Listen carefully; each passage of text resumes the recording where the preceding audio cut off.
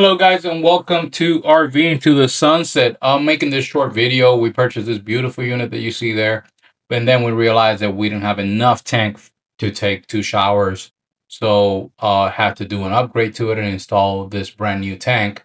This is a 32-gallon tank because it has a 32-gallon for the shower and the toilet and a 32-gallon for the kitchen sink and the lavatory sink, and the shower was not lasting too long. So after making some measurements underneath and stuff like that and created a metal frame to support the tank, there is another support underneath the tank that I didn't show in the video. I'm sorry.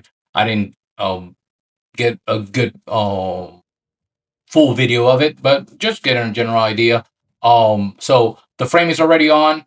I already sit it inside the frame area. That's what I'm making sure it fits correctly. And then I created another support underneath it to support the tank.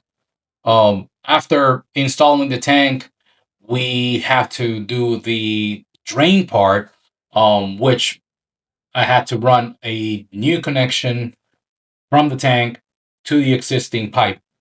And as you can see, that is the existing tank that is there for the shower and the toilet. So I cut right past that 90 there and put a Y on it, brought it back with a new valve and back into the new tank. That is how we ran the piping for the new tank of it. Then of course we drill inside to run the drain from the shower all the way out to the tank with a brand new vent for it. And sorry, I did not record completely because this area was really tight to record, but you get the general idea of what I did there. Tested, everything worked well. So thank you for watching, guys. Appreciate you.